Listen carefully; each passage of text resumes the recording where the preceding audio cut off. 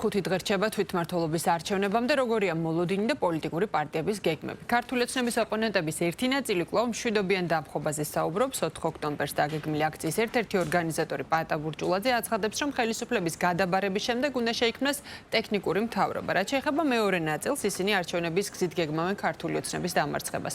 ოპოზიციის ნაწილი ემიჯნება რადიკალურ მოწოდებებს და ნაბიჯებს და ბრძოლის მთავარ შესაძლებლობად არჩევნებს მიიჩნევს. დაგეგმილ პროტესტს სკეპტიკურად უყურებს გირჩი. შეფასებები კეთდება მმართველ გუნდში, სადაც დარწმუნებულები არიან გამარჯვებაში.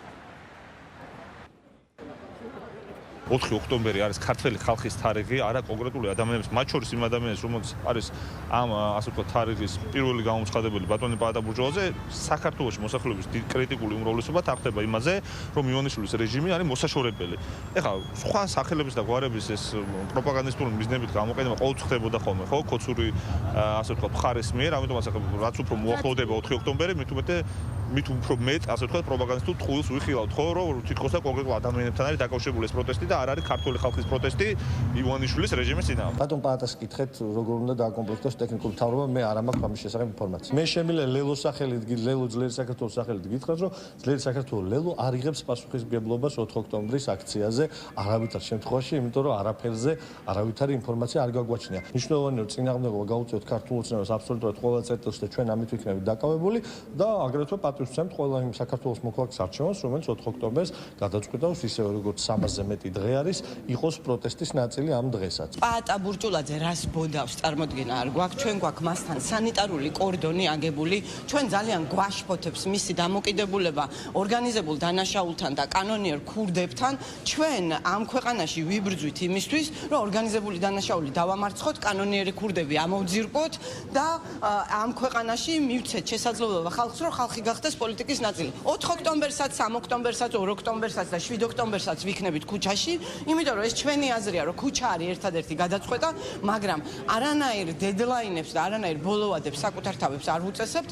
ჩვენი დედლაინი არის გამარჯვება.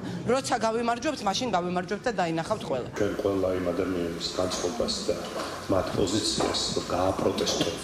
ის ყველაფერი, რასაც ის ყველა დანაშაული ასეც ცნობა ჩადის, რა თქმა უნდა პატივისცემთ, მაგრამ ორგანიზატორების მხრიდან ასეთი არასერიოზული მოწოდებები, რა თქმა უნდა, უკვე ვერანაირ კრიტიკას ვეყარებსებს.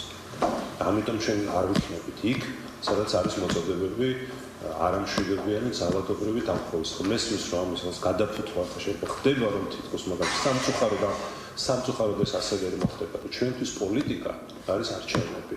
ეს არის კონსტიტუციით განსაზღვრული ხელისუფლების ცვლილების ერთადერთი ფაქტობრივად გარანტირებული ინსტრუმენტი. თვითონ გონებრივ შეზღუდულობაზე მეუთითებს რასაკვირველია. პაატა ბურჭულაძის როგორც პოლიტიკური ლიდერის. შეიძლება კარგი იყო იგი სცენაზე, როცა პუტინს უმღეროდა თუნდაც იმ მონაცემებით, იმ რუსული ბასის მონაცემებით, მაგრამ დღეს პოლიტიკაში პაატა ბურჭულაძის განცხადებები არის სრული სისულელე. მარაზმათაც შეიძლება ჩაითვალოს. ვინც ამას გეგმავს, იმას გაცილებით უფრო დიდი მიზნები და გეგმები აქვს და სულ არ ენახულება პაატა ბურჭულაძის პასუხს აგებინებენ თუ არ აგებინებენ. ზოგმა უნდა ელაპარაკოს სისულელეს, ზოგმა უნდა მოუწოდოს ხალხს რევოლუციისაკენ, ზოგმა მშვიდობიანი შეკრებისაკენ და იქნება აი ამ მრავალფეროვნებაში შეძლონ მოახერხონ და დაპირისპირების ის ხარისხი შექმნან ექსტრემისტული ჯგუფების მეშვეობით, რომელიც მოიტანს გარკვეულ სხვერპლს და რომელსაც მოყვება გარკვეული პროცესები. აი ეს არის მთელი იდეა. პაატა ბურჭულაძეს სერიოზული საუბარი შეუძლებელია. დააკვირდით ადამიანი რას ლაპარაკობს, რა ტიპის განცხადებებს აკეთებს.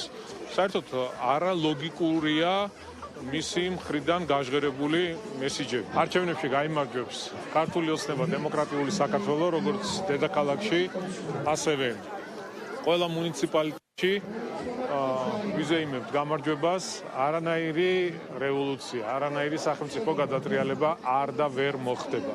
თუ კი ვინმე გაბედავს კანონის წინააღმდეგ წასვლას, ამას მოყვება ძალიან მკაცრი რეაგირება, რა თქმა უნდა, ასევე კანონის ფარგლებში. ჩვენ გვაქვს სხვადასხვა საინტერესო ინფორმაციები, მუშაობს ჩვენი შესაბამისი უწყებები, სამსახურები.